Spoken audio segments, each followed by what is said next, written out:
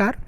आज हम लोक प्रशासन के अंतर्गत संगठन के सिद्धांत प्रिंसिपल ऑफ ऑर्गेनाइजेशन पर अध्ययन करेंगे। इसे हम लगभग 6 श्रृंखलाओं में पूरा करने का प्रयास करेंगे। आइए हम देखते हैं कि संगठन के प्रारंभिक सिद्धांत क्या हैं। संगठन लोक प्रशासन की आधारशिला है। सरकार को मोटे रूप में सफलता या असफलता उसके प्रशासनिक ढांचे यानी संगठन पर निर्भर करती है। सरकार ही क्या, सभी प्रकार की संस्थाएं, चाहे वे धार्मिक हैं या अधार्मिक, राजनीतिक या सामाजिक, सभी में सफलता का आधार आदर्श संगठन पर निर्भर करता है। राज्य की सर्वोच्च शक्ति व्यवस्थापिका या कार्यपालिका द्वारा जो राजनीतिक लक्ष्य या उद्देश्य निर्धारित किए जाते हैं उनको पूर्ण करने का दायित्व प्रशासन पर है, और यह दायित्व अच्छी प्रशासनिक व्यवस्था या संगठन के माध्यम से ही पूरा हो सकता है। प्रत्येक कार्य को संपन्न करने से पूर्व उसकी एक योजना का निर्माण नितांत आवश्यक है। इस योजना को पूर्ण करने के लिए हमें एक अच्छे, सुदृढ़ व आदर्श संगठन की जरूरत पड़ती है। आधुनिक युग में राज्य के कार्य अत्यंत व्यापक हो गए हैं। जन्म से लेकर मृत्यु तक का जीवन चक्र राज्य के किसी न किसी कानून से प्रभावित होता है। सुरक्षा, व्यवस्था, शिक्षा, कानून, शांति, बेकारी, निर्धनता, मनोरंजन के अतिरिक्त विज्ञान की उपलब्धियों के कारण रेडियो, टीवी, संचार के साधन, डाकतार, टेलीफोन, यातायात के साधन आदि का प्रबंध भी लोक कल्याणकारी नीति के अंतर्गत प्रशासन के क्षेत्र में आता है। उर्वरिक के अनुसार संगठन का अर्थ ढांचे का रूपांतरण मात्र नहीं होना चाहिए।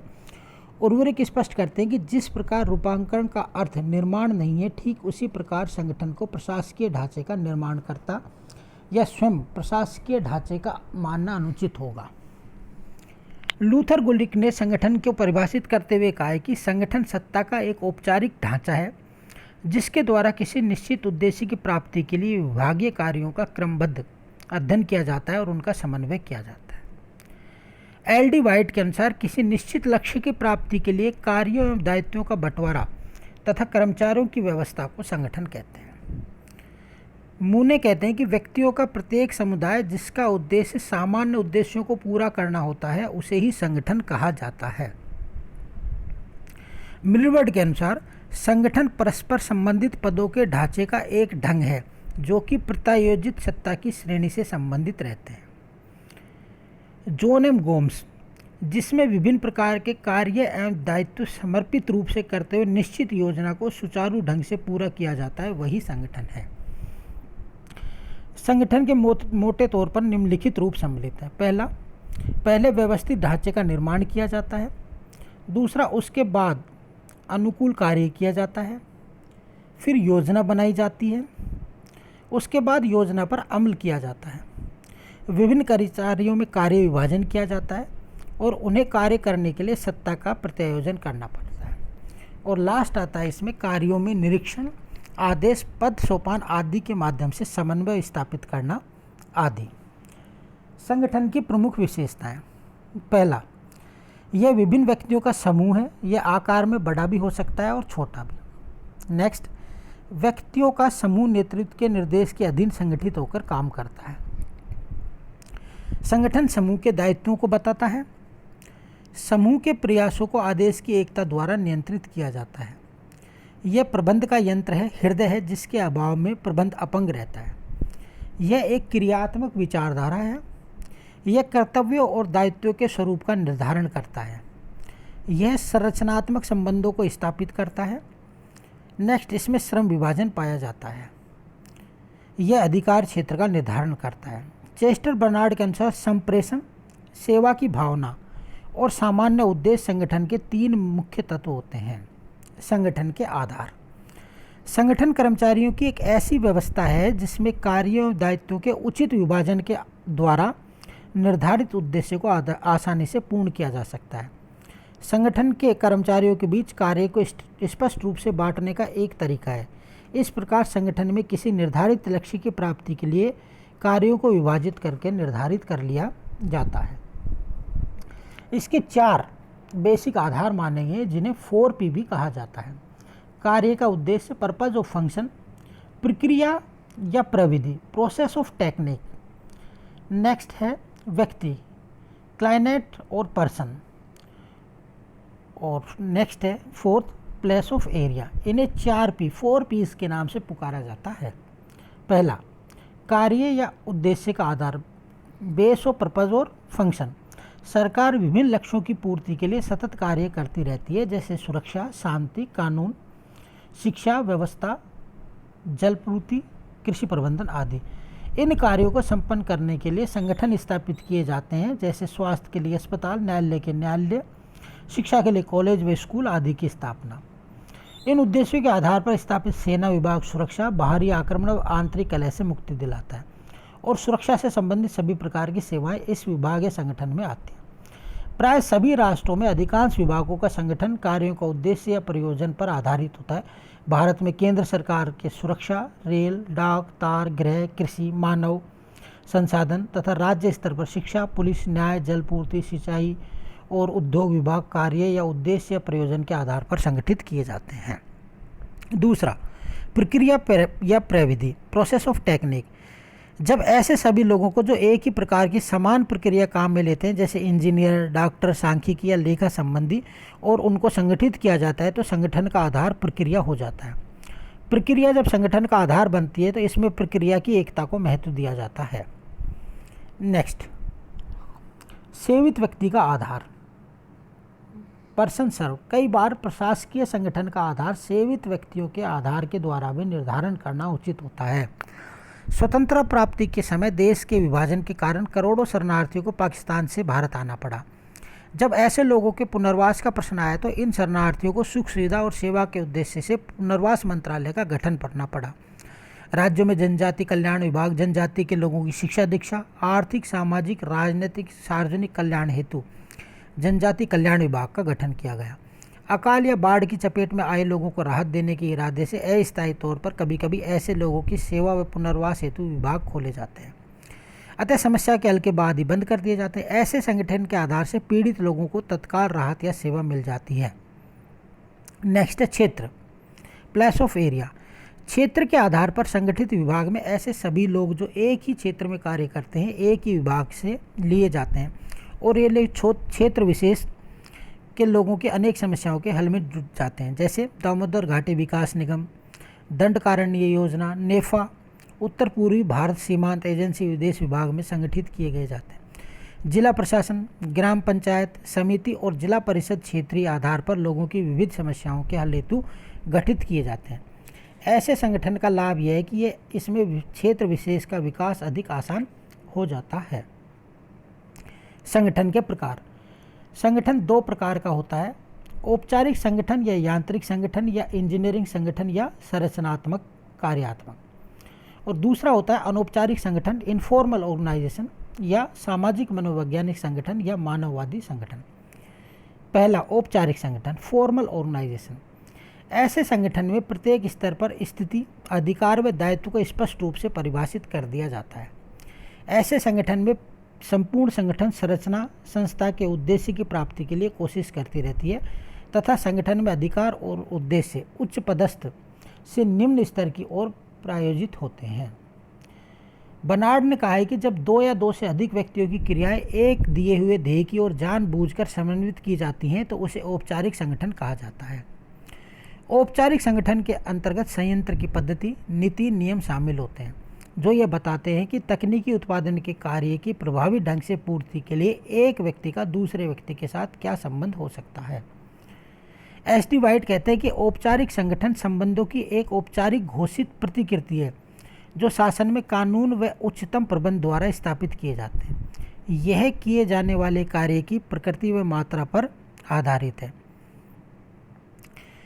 औपचारिक संगठन की विशेषताएं, पहला, यह सोच समझकर और जानबूझकर बनाया गया संगठन होता है। दूसरा, यह पूर्णतः अवैयक्तिक होता है। तीसरा, यह उच्च पदस्थ अधिकारियों द्वारा निम्न पदस्थ अधिकारियों में सत्ता के प्रत्यायोजन पर निर्भर होता है। चौथा, संगठन के प्रत्येक चरण में सत्ता व दायित्व को स्पष्ट उल्लेख द्वारा कर्मचारियों में स्पष्ट कर दिया जाता है जिससे कार्य में दोहराव कम हो जाता है। पांचवा, इसमें आदेश की एकता सिद्धांत की पालना क्रमिक प्रक्रिया के सिद्धांत के माध्यम से होती है। इसमें श्रम विभाजन के माध्यम से विशेषीकरण पर ज़्यादा ध्यान केंद्रित किया जाता है।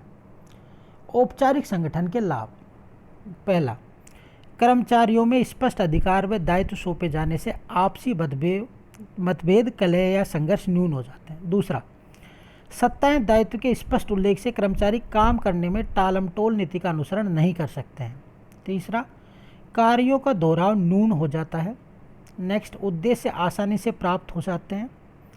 नेक्स्ट, किसी एक व्यक्ति का अत्यधिक प्रभाव नहीं रहता है। नेक्स्ट, ऐसे संगठन में पक्षपात, भाई भतीजावाद और भ्रष्टाचार न्यून हो जाता है और कर्मचारियों द्वारा किए गए कार्यों का मूल्यांकन निरंतर उच्च अधिकारियों द्वारा होता रहता है। औपचारिक संगठन के दोष। अनेक लाभों के होते हुए भी ऐसे संगठन में अनेक दोष पाए जाते हैं। बर्जर के अनुसार बार बार हम मानवीय समस्याओं और अमानवीय साधनों से अमानवीय आधार सामग्री के रूप में सुलझाने का प्रयत्न करते हैं। यह मेरी एक सीधी सादी धारणा है कि मानवीय समस्या को मानवीय आधार के हल की ज़रूरत रहती है। अधिकांश आलोचक ऐसे संगठन में मानवीय पक्ष को गौण पाते हैं और उसकी खुलकर उपेक्षा की जाती है। औपचारिक संगठन में कर्मचारी की पहल शक्ति क्षीण हो जाती है क्योंकि पग पर कर्मचारी नियमों और कानूनों में बंध जाता है जिससे वह यंत्रवत हो कार्य करता है। अनौपचारिक संप्रेषण अवरुद्ध हो जाता है और कर्मचारी अधिकारों का स्वयं के हित में प्रयोग करने की प्रवृत्ति का शिकार हो जाता है जिससे समन्वय में कठिनाई आती है। नेक्स्ट, अनौपचारिक संगठन, इनफॉर्मल ऑर्गेनाइजेशन। जीवन का यह एक अनुभव है कि लोग औपचारिक संगठन की सीमाओं को लांघकर अनौपचारिक संगठन का निर्माण सहज भाव से ही करते हैं। ऐसा इसलिए ज़रूरी हो जाता है कि हम औपचारिक संगठन के ढांचे और कानून कायदों में बंधे होने के बावजूद सामाजिक प्राणी हैं, समूह में रहना पसंद करते हैं, हमारी स्वयं की धारणाएं और मान्यताएं होती हैं। अतः हम औपचारिक संगठन में ही अनौपचारिक संगठन का अपना निजी एवं सामाजिक धारणाओं, मान्यताओं और प्रतिक्रियाओं को खुला रूप प्रदान करने के लिए निर्माण करते हैं, जो कई बार औपचारिक संगठन की अपेक्षा ज़्यादा कारगर सिद्ध होता है। अनौपचारिक संगठन से हमारा अर्थ उन निजी एवं सामाजिक संबंधों से है जो व्यक्तियों के बीच एक दूसरे के साथ संगठित होने या उठने बैठने के कारण स्वतः ही पैदा हो जाते हैं। डेविस कहते हैं कि अनौपचारिक संगठन को ऐसे निजी तथा सामाजिक संबंधों के जाल या तंत्र के रूप में मानते हैं जो औपचारिक संगठन द्वारा स्थापित नहीं किया जा सकता है। अनौपचारिक संगठन से अर्थ आचार व्यवहार की संपूर्ण प्रतिकृति संगठन की वह प्रक्रिया है जिसमें सदस्य यथार्थ से व्यवहार करते हैं। सदस्यों का यथार्थ संगठन की औपचारिक योजना के प्रतिकूल होता है। अनौपचारिक संगठन की लक्षण या विशेषताएं। पहला, ये संगठन स्वतः ही जन्म लेते हैं। यह एक ऐसा ढांचा है जो लोग अपनी आवश्यकता पूर्ति के लिए बना लेते हैं। संगठन के औपचारिक चार्ट में इसका कोई स्थान नहीं होता है। ऐसा संगठन समूह के रीति रिवाज, आपसी संबंधों, आदतों और ज़रूरतों के आधार पर विकसित होता है। इसमें मनुष्य के आदर और सम्मान की दृष्टि से देखा जाता है। मनुष्य के मशीन या यंत्र के पुर्जों के रूप में न मानकर इसमें भावनाओं की इच्छाओं, मानवों की इच्छाओं, रुचियों, आदतों, आकांक्षाओं, पसंदगी या नापसंदगी से जुड़ा हुआ माना जाता है। इस कारण औपचारिक संगठन की सफलता ऐसे अनौपचारिक संगठन के जन्म, विकास और सहयोग पर निर्भर होती है। अनौपचारिक संगठनों से लाभ। पहला, ऐसे संगठन औपचारिक संगठन की त्रुटियों को पूरा करते हैं। ऐसे संगठनों के कार्य प्रत्यक्ष अप्रत्यक्ष रूप से मानव समूह को आत्मसंतोष एवं स्थायित्व प्रदान करते हैं। नेक्स्ट, संप्रेषण क्रिया में महत्वपूर्ण भूमिका निभाते हैं। ऐसे संगठन औपचारिक संगठनों के प्रबंध को मानवीय आधार पर कार्य करने व योजना बनाने के लिए प्रेरणा देते हैं और औपचारिक संगठन की सफलता में अहम भूमिका निभाते हैं। अनौपचारिक संगठनों के दोष।